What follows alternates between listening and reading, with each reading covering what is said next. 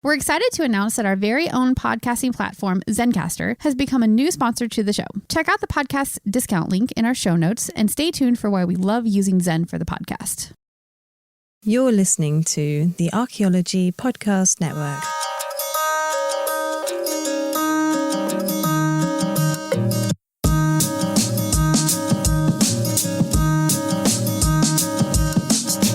Hello everyone and welcome to Archaeoanimals, the podcast which sometimes talks about animal bones and more often than not talks about a lot of other things. Here on the show with you as always is me, Simona Falanga, and me, Alex Fitzpatrick, who has had dinner today, I've heard.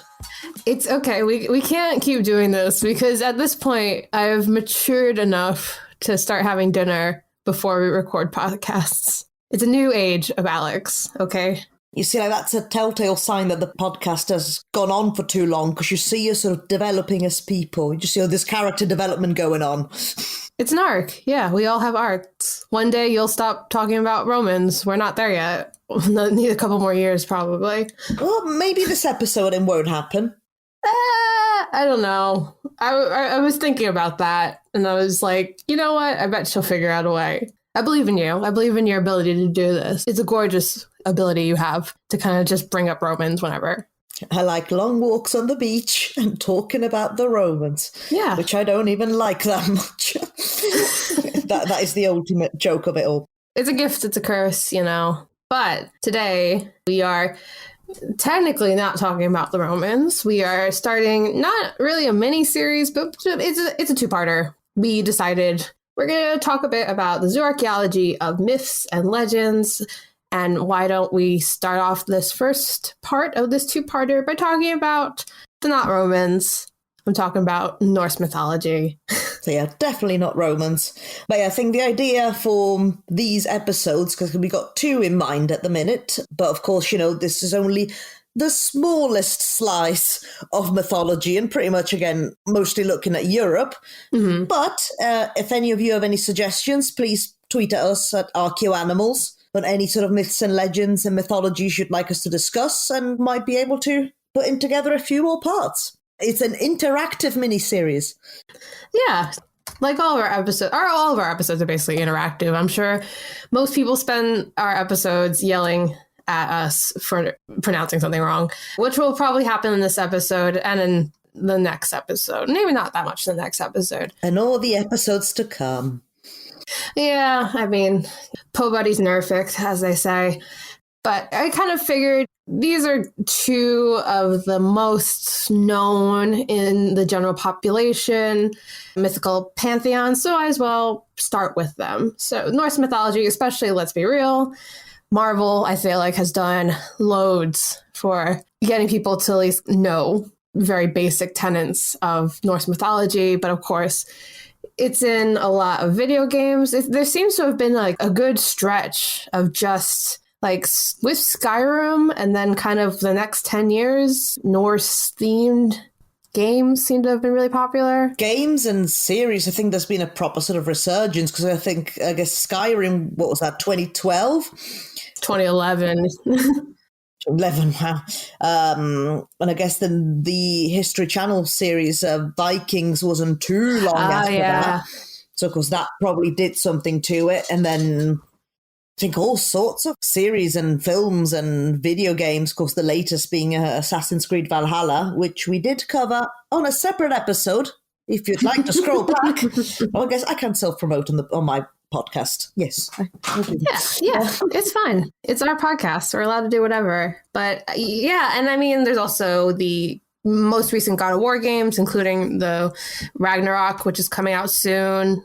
There's a lot of Norse mythology in the air. I was going to mention that, the God of War, and then it just went in my head and then out again. But yeah, new one coming out soon, so that should be exciting. Well, I'm excited.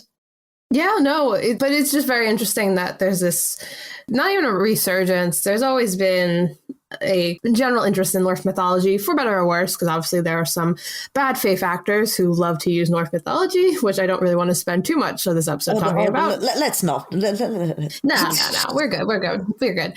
But yeah, one thing I do like about us kind of covering the zooarchaeology of Norse mythology is that it's a bit of a breath of fresh air from a lot of the prehistoric talk we tend to do, because we have written texts to help us learn about Norse mythology, which technically they are written texts based on oral traditions. But hey, am I going to say no to a written text? Absolutely not. It's a good jumping point. I think a lot of the Norse mythology information that we have now come from like the Prose Edda, the Poetic Edda. But of course, you know, as far as Norse mythology is concerned, but as well as sort of the Viking sagas, if you will, you'll have to bear in mind, of course, these mainly being oral traditions, they weren't written down until much, much later. I mean, some of these texts we're referring to, I think they're like 14th century. So it's way past the sort of what is known as the Viking Age. So likely a lot of it would have changed over time. And of course, we need to bear in mind that by the time these texts was written, these populations would have been Christianized. Mm-hmm. So in a way, sort of stories were at times changed to suit the new faith of the area. But it's better than nothing. I don't think we really have as much evidence for seeing that change in the Norse mythology as much as when we get to our next part of this little two-parter, which just stay tuned for that. I don't want to spoil anything. But the pantheon we're covering the next episode, I think you see a much more distinctive change as time goes on. But the written text that we have, you got to take it while you find it. And to be honest, I think it's consistent enough that we can easily just jump on that and use that as part of looking at the archaeology. And again, you know, I think Norse mythology is pretty well known, at least the general aspects of it, especially since a lot of the gods and goddesses are now Marvel characters, which I kind of want to read the copyright kind of stuff on that. That's very strange to me because they really don't. I don't know how much you know about the Marvel, you know, Midgardians and I mean Asgardians, sorry. I know what they look like, so I'll say that. I think I can picture in my head the actors playing Thor and Loki respectively, and that's about where my Marvel knowledge ends. Well, I think the wildest thing is they really just don't change anything. To be honest, I don't have as much knowledge about the comics version of the Marvel characters, but they literally use the terminology that you use in the actual Norse mythology. Obviously, the names haven't changed. And they use things like Midgard and Asgard. It's really wild to think about. But I guess it also it's kind of like the natural extension of gods and goddesses is obviously, yeah, they're basically superheroes. So definitely one way to look at them. But yeah, so just to kind of give a brief rundown, you have, it is a pantheon of gods. You have Odin, who is basically kind of the ruler of the gods. I think that's a bit flattening of what his actual position is, but for all intents and purposes, it kind of is. And he's also a bit of a warrior god, as many of them are, but also, interestingly enough, I think for a lot of people who don't know that much about Norse mythology, he's kind of the god of wisdom, of poetry, a lot of knowledge, things like that, which I've always really found interesting. Yeah, and also I guess like for the head of a pantheon, he's a bit of a trickster himself. Yeah, and I love that. So like full disclosure, I'm many things. I'm also Norwegian. My nana immigrated from Norway to the States. So I grew up with a lot of not only learning about Norwegian culture, but also Norse mythology and kind of speaking Norwegian. So like my dog was named Thor. So I grew up with like a huge fascination, and it explains why I kind of ended up in archaeology, to be honest, because I originally did Viking Age archaeology. Well, you've actually, in a way, at one point, you've studied both of these mythologies that we'll be covering. Boo. No, to be fair, that was basically my undergrad, but yeah, let's not spoil something that, you know, it's not really going to be that exciting, but whatever. It's fine. It's fine. Anyway, let's keep running them down. Thor, god of thunder, aka my Alaskan husky, R.I.P. I miss you, Thor, every day. Loki, everyone's favorite trickster god, and also very famous on Disney Plus. Freya. I will say Loki was actually quite good. I actually really like that series. I like weird stuff as, you know, not pre-opposed to Marvel. As a lot of other people, I like it when they do weird stuff. And I like Owen Wilson. He's kind of turned into almost a silver fox. Good for him. Anyway. Yes, I've got no idea what you're talking about anyway. So it's fine. There's a series? Okay. Oh, it's a miniseries. It's very good, actually. Anyway, Freya, goddess of love and beauty, also cats, kind of. I believe, Freya's the one that's got... the chariot of cats, yeah. Yeah, ideal life. God, I wish that were me. Oh, God, I really wish that were me. Heimdall is a sort of... He's not really a guardian god, but I feel like that's the best way to kind of describe him. He sees all, played by Idris Elba in the Marvel series. Again, stone cold fox, we stand. Yeah, those are kind of, there's loads of other gods, but I think those are kind of like the main ones that most people are familiar with. I guess it'll be Brodeur as well. I'm probably going to be butchering a lot of names, but I'm not sure what he does except for dying. Die. He's the god of dying by mistletoe. It's really sad. Why are we laughing? It's really sad. Yeah, death by mistletoe, Ragnarok. There you go. I have a very distinct memory of reading that myth for the first time and genuinely being really sad when I was a kid. Sorry, what's the mistletoe thing? Oh, yeah. So was like mistletoe like the one thing that could kill Baldr? Well, because it's essentially like almost like an Achilles heel. Yeah, well, it's, that thing. All myths are the same. Yeah. His mother made sure. Are we going to mark our bingo cards for Achilles being close to Romans? Is that how Simona's got the Romans in? By mentioning Achilles. Is that how we do it? It's not quite anywhere near No, not even close, man. So does he like eat the mistletoe, or does he have Loki makes into a dart. Okay. But then has someone else fire it at it. But then he could have survived, I think, like if all the creatures of the earth wept for Baldr, but one didn't. I think a Jotun, but then it turns out that was actually Loki in disguise. It's just the worst, man. But I appreciate that. I don't know. That's always tracked with me, not to be like, oh, I liked Loki before he was popular, but like I always really liked Loki stories because I was like, I'm also that annoying all the time. I see myself in him. I think going through like all of the stories about all the tricks and heists he pulls, it's just oh boy. He's messy, and I love that about him. Yes, but since I mentioned Jotun, because of course we've briefly mentioned sort of the Norse pantheon, but of course within you have several different, I don't know whether it's populations, groups that I guess can all in a way sort of be classed as god, depending on how you define a god. But within, I guess, the Norse pantheon and various like sort of inhabitants of the world, you have the ones that were the most popular gods, if you will, are the Aesir, so that'll be Odin, I guess is part giant, but Aesir. Too long to get into it. But, like Thor and Baldr, like they're part of the Aesir who reside in Asgard. And then you have the Jotun, which the Aesir are constantly at war with, which are the giants, although they're not all necessarily giants. And Loki is indeed, I think, at least part Jotun, if I remember correctly. It's one of those things, I think, that, we were already just talking about how a lot of the written texts on these myths are from way later on, and they're always based on oral traditions. So the problem with oral traditions is, of course, you will have that fluctuation in, like this myth, Loki is part Jotun, and then like in this myth, he's not. There's loads of things like that. And it's funny when you like read academic texts on these things, you have to kind of just be like, well, if you read it based on so-and-so, it says this. But if you look up this version, it's completely different. Well, I think like Freya, she's part of the Vanir, which is again another sort of popular, another group altogether, which is sort of more magic wielding, if you will, to simplify it, who are also at war with the Aesir, because the Aesir were just at war with everyone.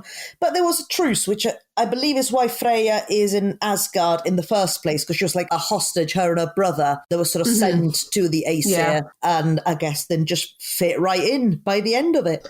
It's all about messiness. And if you've read the sagas as well, the sagas are so messy.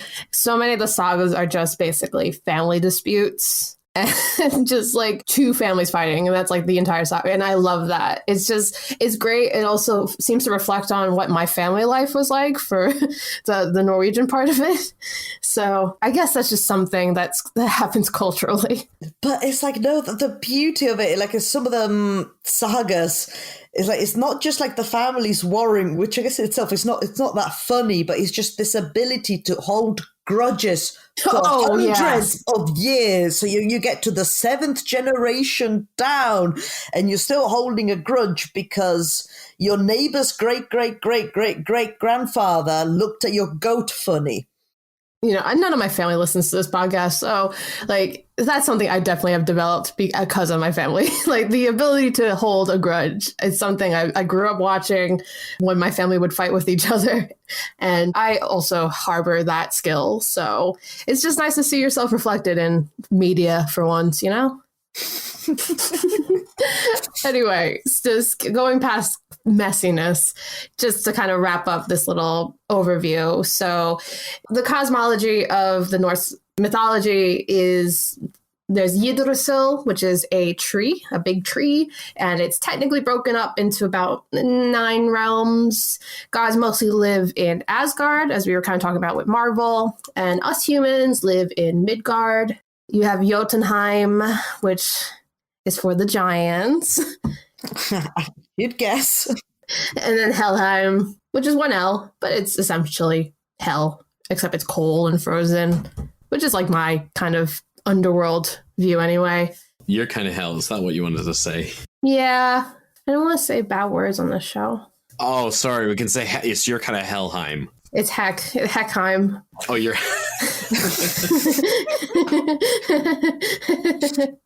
Yeah, editor, please censor that HELL word. That's too...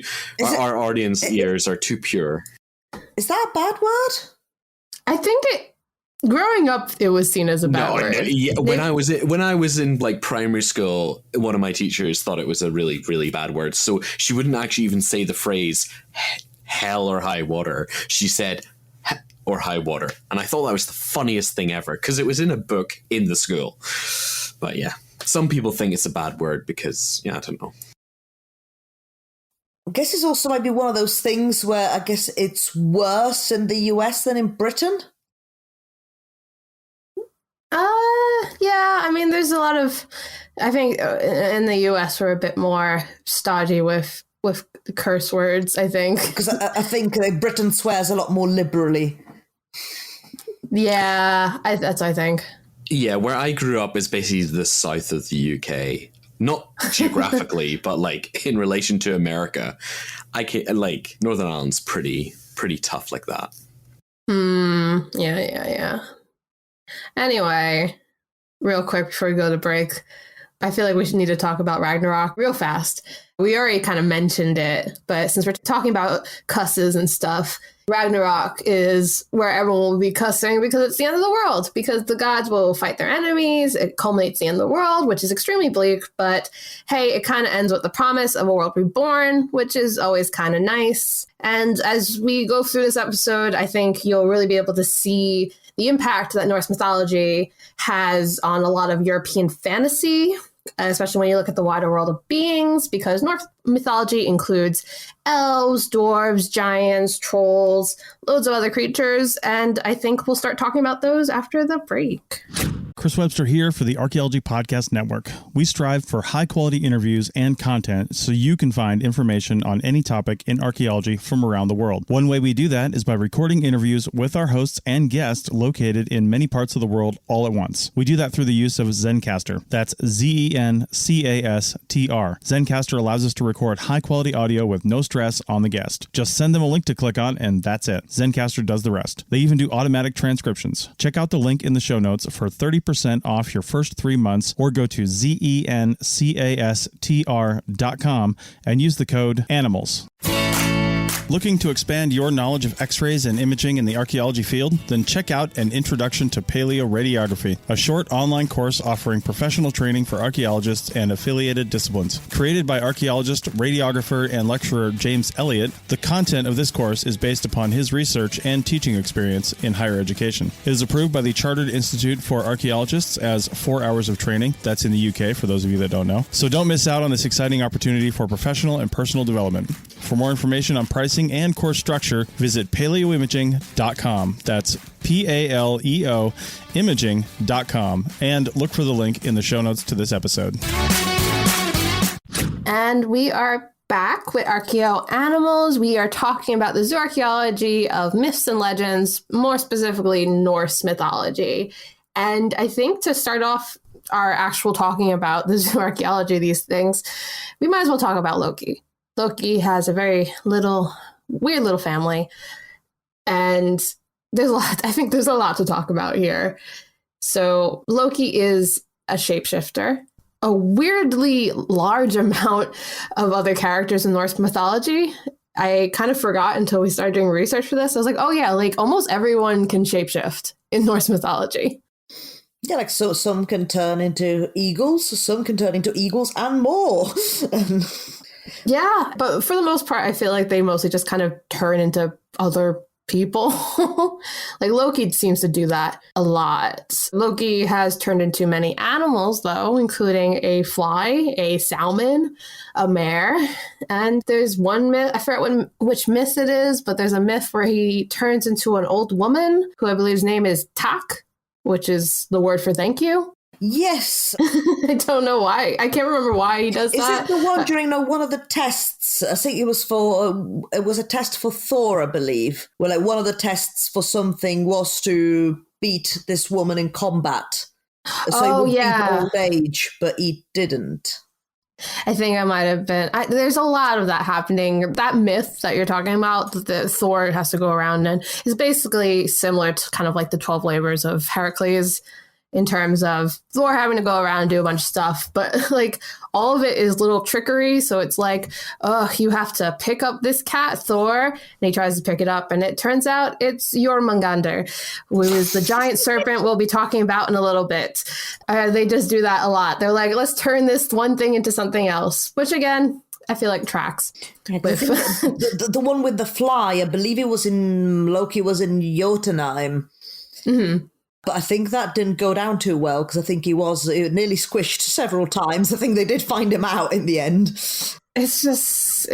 Loki's a mess, which again, I just love to see myself represented finally in media as someone who's also a shapeshifter who just screws up all the time, constantly. Although I haven't done some of these things, which is have a very eclectic family and a very eclectic group of children. So I mean, we should start off with Sleipnir. I always forget how to say this one. Oh, you tell me. But yes, that is a child of Loki. Well, back on the time, we just mentioned when Loki was in mare form. So it's not that weird, right?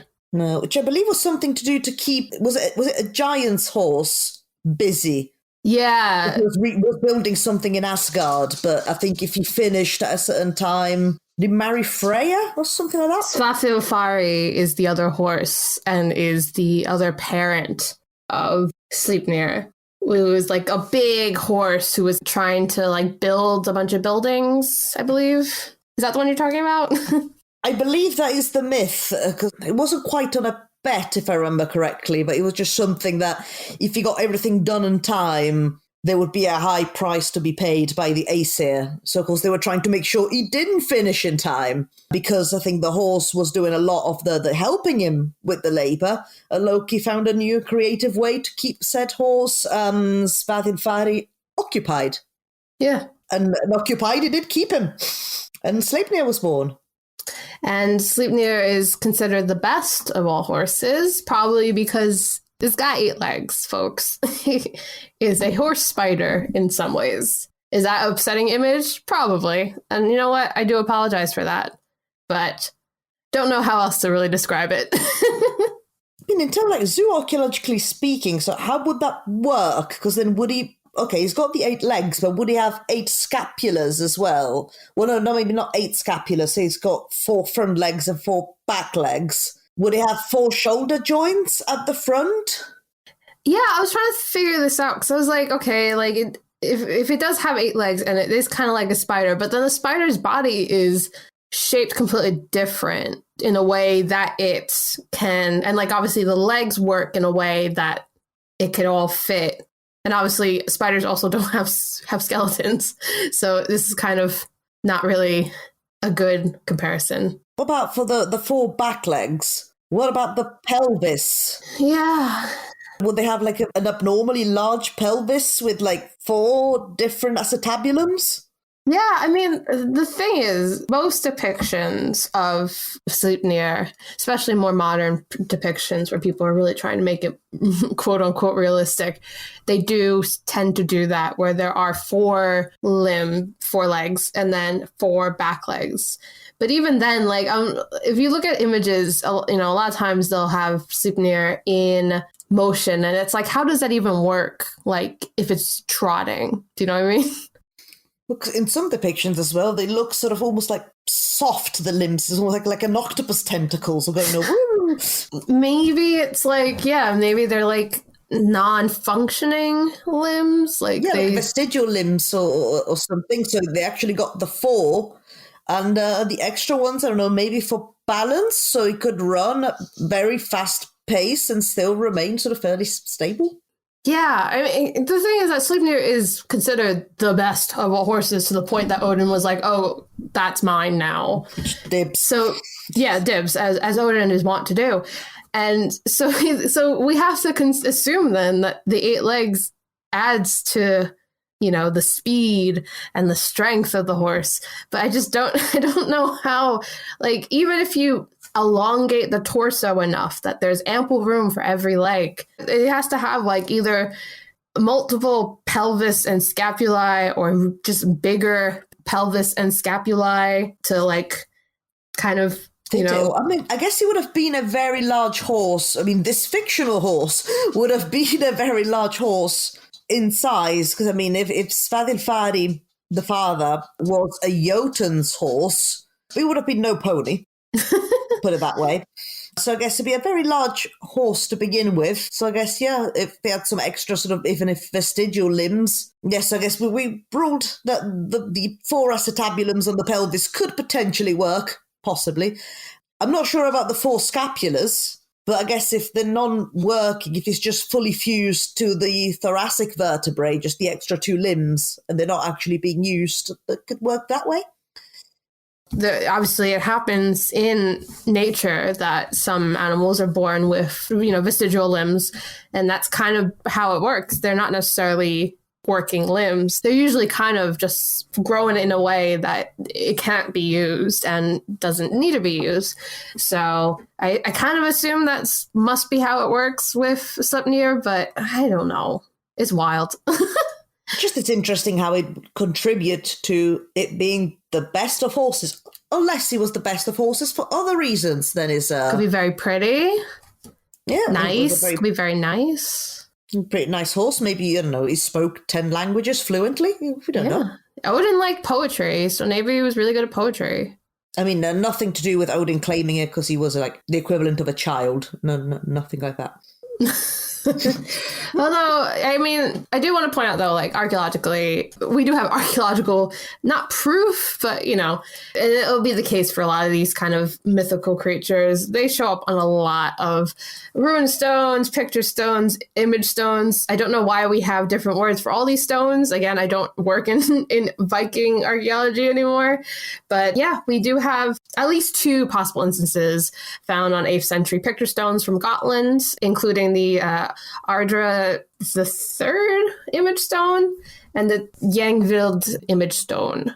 So we know Sleipnir existed in the hearts and minds of the Norse. Yes. You're still just thinking about how those legs work, huh?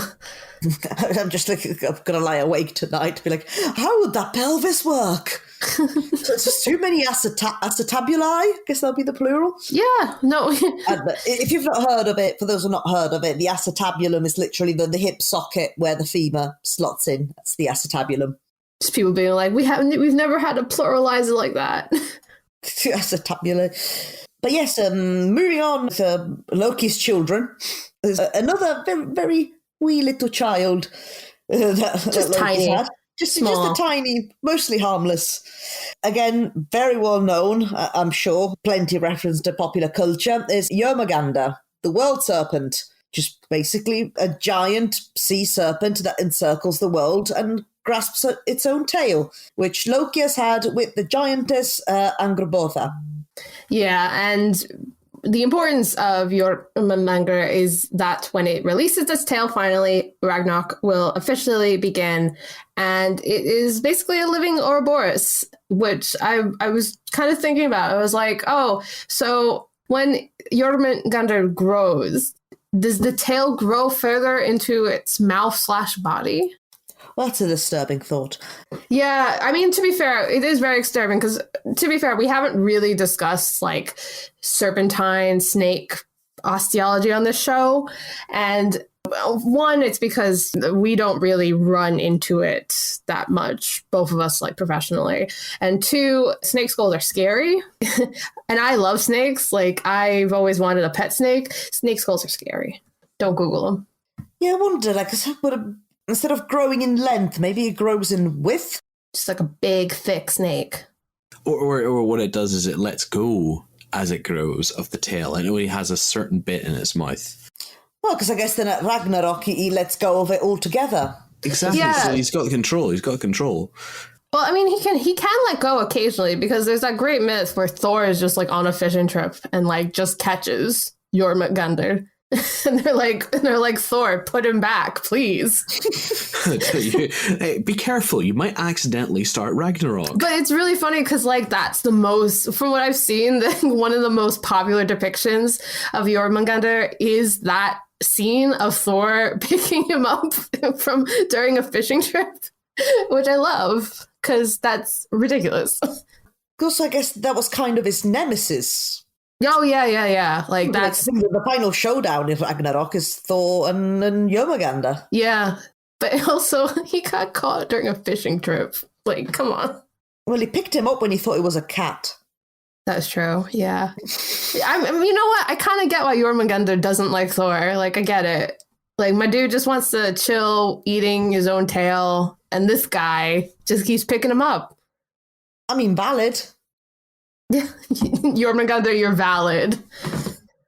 It actually just Ouroboros reminds me of that really good song by Grettir every time. You know, the intro to it. Simona, you'll know this, like the diddle diddle diddle diddle diddle diddle diddle diddle diddle diddle doom doom doom doom doom go. Sorry, it's in my head. I know exactly where it is. Simona, I hope you recognize that.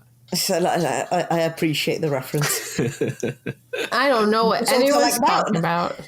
Welcome to Archaeoanimals, where our producer does covers of black metal bands. Well, do you know what I think is kind of funny? Because, like, you know, it's always one of us who's kind of out of the loop, you know? That's true. It's always one, you know? There's only ever two, you know, in on the joke. That's how we maintain balance. It's a dyad. Oh, sorry, death metal, not black metal, before all the purists out there, like... It's okay. Hurt me. Please don't hurt me. I don't do music. I have select music that I like and I listen to it. That's where my knowledge ends. Please don't hurt Simona. She's already hurt by the idea of a horse with 8 legs.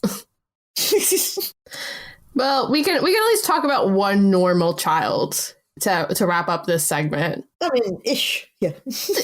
Let's be real. Okay, out of all of them, the most normal child, Fenrir, of course, who is also a child of Loki and Angrboda, and he's just a big wolf. But how does it work? So you have, like, Loki is potentially part Jotun and definitely humanoid in looks. Yeah. Angrboda, Jotun. Yes. Also, in a way, humanoid Yes. in looks. So giant snake, giant wolf. How? Are you telling me that you don't know Jotun genealogy? Do I need to explain it to you? It's very simple. You go ahead. Yeah. There are 2 wolves inside you. Oh no. And one of the wolves is a big serpent, so, you know. And the other one is a fox with anxiety. What does it say? No. Oh, I'm hitting the side of the park. Sorry, I interrupted the show yet again. Tristan made that joke and was pointing at the back stands like he was Babe Ruth about to hit a home run, and no one was having it. Okay, I'll go back to my corner now. Yes. Anyway, Fenrir is technically the most normal child because he is just a big wolf, and I don't even think he's that much bigger than wolves. I think he's just kind of a wolf, right? Yeah, he has grown like very big very quickly, but I think it depends. Maybe he may have looked bigger in Odin's head, given that he was terrified of the poor Wolfie, to the point at which the poor Fenrir ended up with trust issues, and again, valid, getting validation thousands of years later, because thanks to, long story, but thanks to, I guess, Odin being his pranker trickster self, Fenrir ends up biting the hand of Tyr. Yeah, because they're like, oh, hey, Tyr, if you want to prove your loyalty, you'll put your hand on this wolf, which is really funny. Just like you got yeah, because they were like binding Fenrir, I believe, and then all this other drama was happening. Next thing you know, yeah, mostly just Odin being terrified because I think he had been prophesied that Fenrir was going to kill him, so he's just basically off on one. He just had it in for poor Fenrir, basically. Yeah, he's basically a wolf, which is, I'm trying to think, like, I don't know if wolves, because obviously wolves show up a lot in Norse mythology, but I feel like they don't show up as much as you'd think. It's all about the serpents, really. I feel like there's a lot of serpents in Norse mythology for some reason. Are there even that many serpents, or called snakes, in Scandinavia? No, well, that's the weird thing, is that it seems like serpent and dragon were kind of used interchangeably. Like, Jörmungandr is definitely like a sea serpent, but there are myths, and we'll talk about one in the next part, where it seems to be interchangeable. And whether or not the idea of a serpent kind of became more of a dragon type later on, I don't know. But yeah, I don't really think there's really snakes in Scandinavia. I guess when you think about it, a big snake is essentially a flightless dragon. Yeah. That's a deep thought, Simona, and I think we should think about it as we go into our break. And we'll be back, not talking about Loki's kids. We'll talk about some other ones. Promise. Yeah. You may have heard my pitch for membership. It's a great idea and really helps out. However, you can also support us by picking up a fun t-shirt, sticker, or something from a large selection of items from our TeePublic store. Head over to arcpodnet.com/shop for a link. That's arcpodnet.com/shop to pick up some fun swag and support the show. And we are back with Archaeo Animals. We are talking about the Zooarchaeology of myths and legends, more specifically Norse mythology. And we're going to move on from Loki's extremely eclectic family and kind of talk about some other creatures and beings in Norse mythology, which, to be fair, doing this research, I realized there really isn't any like specific ones. Do you know what I mean? Well, I guess it's not much a variety of animals per se. So some of them will cover, I guess, people in a way. So like different populations of different groups. Because then the animals mostly don't look that much different. Of course, you have things, I don't know, like that maybe are different or have more powers, but then don't necessarily look morphologically any different. So like look at Thor's goats, which regenerate. Yeah, I think there's less to do with there's less like largely mythical creatures or hybrid creatures that you'll see in other mythologies in other places. It's very much either, like you said, like it's like normal kind of animals that are slightly different in some ways, whether they're regenerating like Thor's goats or they're just extremely big.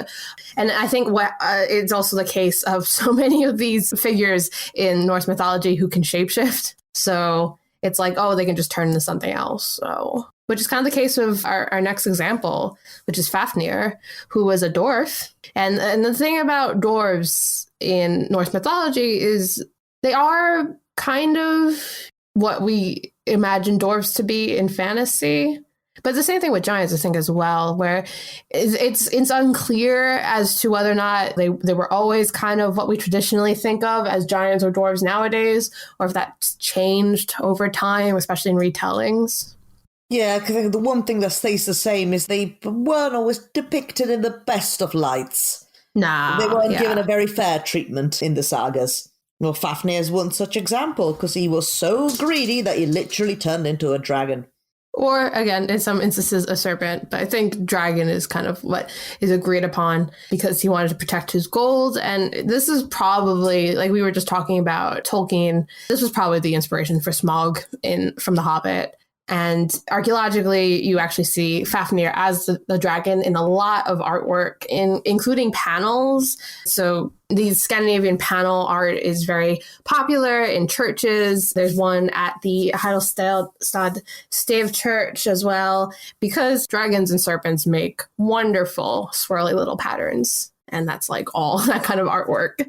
In a way, it's very interesting that this, even into sort of the Christian era, so the mythology has remained and has become part of the architecture of Christian buildings.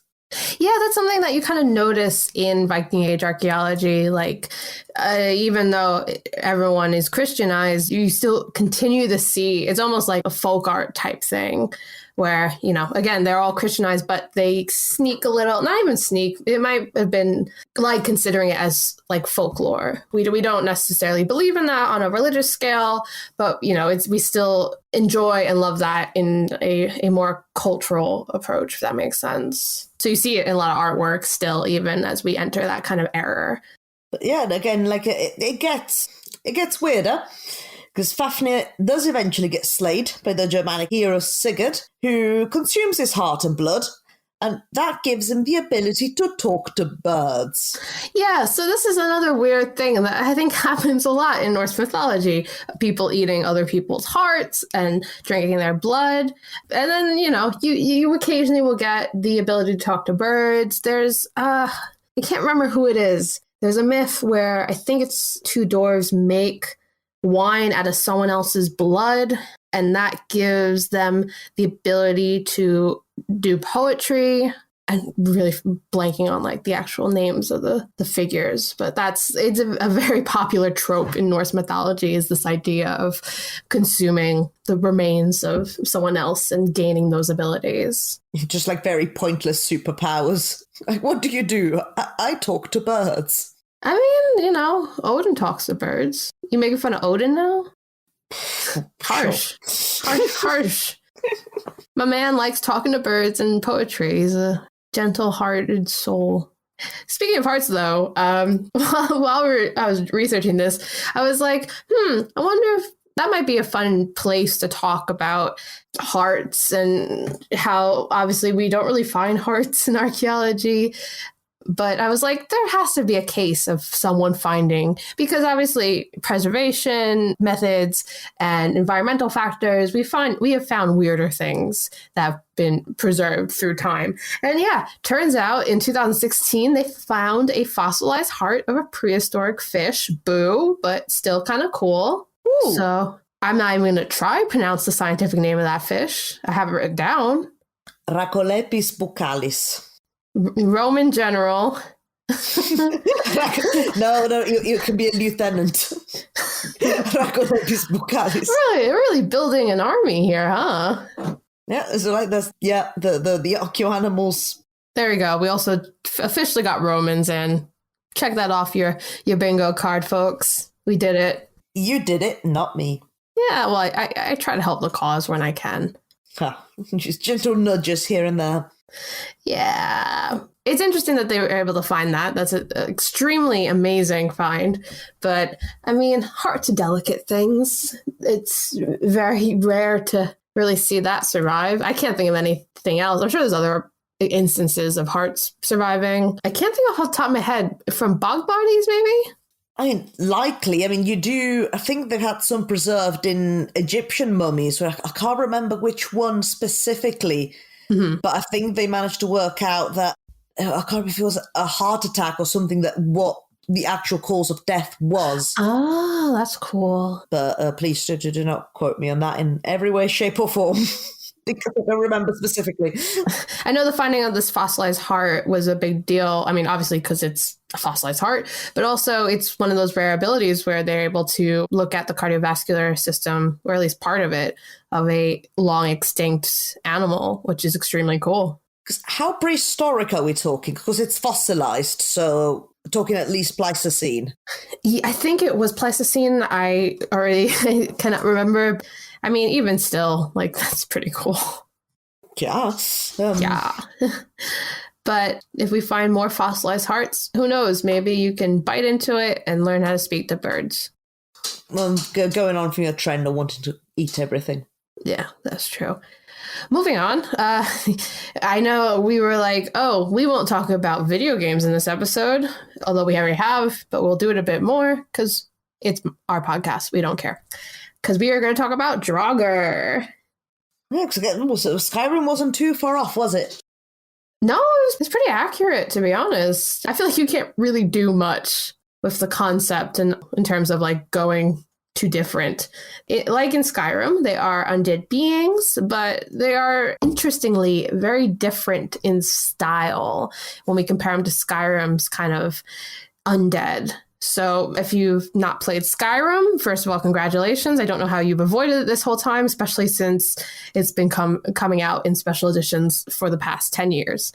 But the undead of Skyrim are almost like mummified, that kind of preserved body.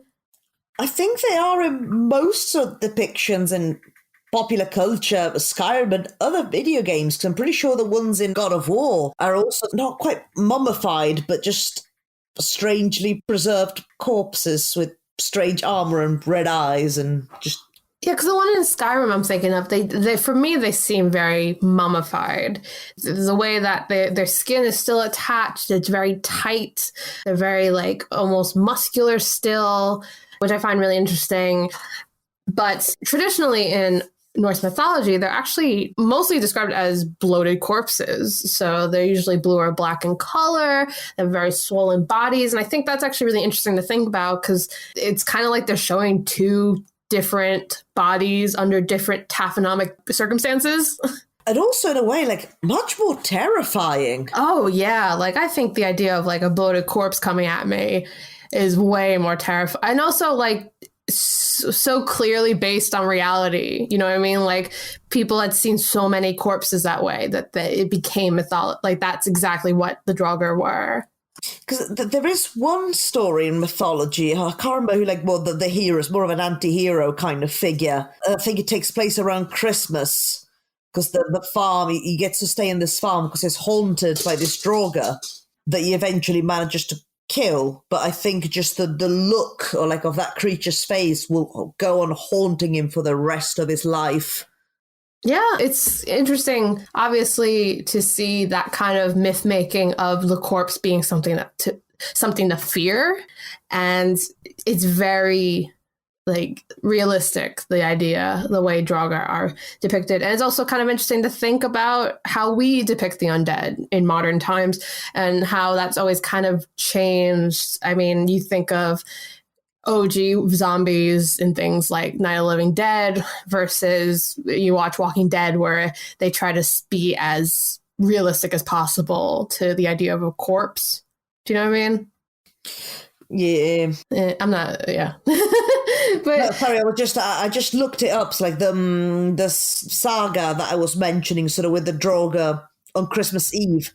The draugr is called Glamr. Oh, and here is the Grettir saga. Yeah, I vaguely remember that now. Yeah, because then it kind of like at the end of it, so the draugr just stares at him and prophesies something, and then just like make him just spiral basically for the rest of his life. So it's quite traumatic, which again, valid. Lots of validation thousands of years from now coming from me. But yeah, I mean, that's like one of the things I always really liked about Norse mythology and a lot of other mythologies is how not realistic, but how human they are. Because I've always enjoyed a mythology where the gods and the heroes are as infallible as humans. And I think that's kind of like the draw for a lot of people. It's a very popular thing in Norse mythology, like you were just saying, the idea of going kind of like in distress because of hearing a prophecy. As someone who also has an anxiety disorder, I'm also worrying about the future all the time. So again, I feel seen with with mythology. Especially if you get like a bleak future prophesized by a black, blue, bloated corpse staring right at you. That won't help aesthetically. I will say, though, draugr in Norse mythology, kind of cooler than draugr in Skyrim. One, I don't run into draugr all the time like I do in Skyrim. And two, the draugr in Norse mythology had loads of other powers. Sometimes they were kind of described more as what would be closer to what we consider vampires. They could do magic. They could shapeshift. That's cool. Yeah, because also, in a way, like, I don't remember what the rationale was for the ones in Skyrim, but I think in Norse mythology, like, they rise, like, under sort of fairly specific circumstances. Yeah. Kind of if it's a violent death or just something that turns you into a draugr. Not just, you walk into a dungeon and then just, they're crawling all over the place. A draugr, I believe, a lot of times you become one because of something bad that's happened, particularly like in your actual life. Yeah, because I think like the saga that I mentioned specifically, the draugr, sort of the pre-draugr times, he wasn't a very nice man to begin with, kind of thing. What's really interesting as well is I think some of the origins of the draugr myth comes from, which is something you can see in other cultures when it comes to things like zombies or vampires, comes from people finding corpses. Because one of the indications of a person becoming a draugr was that if they saw the corpse wasn't in its proper horizontal position. It was in a different, like a sitting position, which of course, obviously, corpses do lots of things once they're dead. A lot of mechanisms occurring internally. And unlike what many people may think, the body will not always just kind of lay there. There are a lot of other things occurring. So it seems like some of the origin of this myth as well is people finding a corpse who may have been going through rigor mortis or was disturbed in some other way and just immediately being like, oh, they're coming back, baby. Yeah, because I think one common thing is that as the skin sort of in your nails retreat, it looks like your nails have grown. Yeah, that as well. That's a big... And that does tend to scare people. It could be distressing just whether it looks like the nails have grown or not. It's just a distressing experience, I'm sure. Yeah, of course. It's very easy to see where, even, in modern times, we have those myths. Like you were just saying, it's a very common misconception of people saying, oh, your hair and your nails grow after death, which obviously it doesn't. It's your skin kind of shrinking back. Everything else shrinks. But it's you find that out 1,000 years ago and you're, Yeah, fair play. I get it for sure. And even still today, obviously people, if you see rigor mortis happening, it is very scary if you're not familiar with it. So it totally understand how that becomes its own myth. Anyway, we've talked a lot about dead things for an archaeology podcast. So an archaeology podcast that does talk about dead things. Yes. Animals mainly, but yes. I feel like we would be amiss if we didn't end the podcast at least talking about the Jotun. Because I feel like that's the other thing people seem to at least get through osmosis about Norse mythology is obviously Thor, whatever, but also, there's giants in there, right? Yes, who produce interesting children. Yeah, and the funny thing, and we kind of talked about this earlier, maybe not necessarily what we consider giants today. The thing I've kind of noticed is that, if anything, they're just extremely exaggerated beings. So if they're big, they'll be very big. If they're short, they're very short. They are very ugly. They're very beautiful, all those kinds of things. So they're always at the extremes, but they aren't necessarily what we would consider giants today. Yeah, I guess that's just like one catch-all term to just describe the people the Aesir don't like. Yeah. I mean, as a short person, I also consider all tall people my enemy, so I get it. So tall people, fish, squirrels. Yeah. The list gets bigger every day. And you know how to hold a grudge, so... Yes, thank you to my Norwegian ancestors who've trained me so well. And I feel so seen doing this episode. But the Jotun, I think, are interesting, and giants are interesting because, a lot of times, especially in Norse mythology, giants are often described when they're talking about big giants. They'll describe them as like, oh, we thought it was a mountain. It turns out it was a giant and things like that. And I think it's interesting to think about archaeologically how a lot of times those myths probably came from just finding like, oh, that mountain looks like a dude, That's how I would do it, at least. Yeah, like with those sizes, it kind of, in a way, sort of reminds me of the Titans in Greek mythology. Ooh, I wonder if we'll talk something about that next week. Who knows? You'll have to tune in. Next week. Next week. You know what I mean? Next episode. It's fine. I'm fine. Just done a lot of soul searching with this episode. Again, feeling seen. But you know what? That's Norse mythology, baby. And I guess we're at the end of our episode. So as always, like and subscribe and review our podcast wherever you get your podcasts. Tell your friends about this weird show you listen to where they really don't talk about archaeology, but they do sometimes. We're fun. I don't know. You can follow us on Facebook. We're at Archaeoanimals. We are also at Archaeoanimals on Twitter. Again, if you want us to cover some more mythology type of zooarchaeology things, let us know. We love doing the research. I like doing the research, at least. We have another episode coming up with a different type of mythology, but you'll see that soon. Anything else? Just the Norse mythology, you are valid. So just validating everything this evening, it seems. If you learn anything from Norse mythology, just remember, you're valid. See you next time, folks.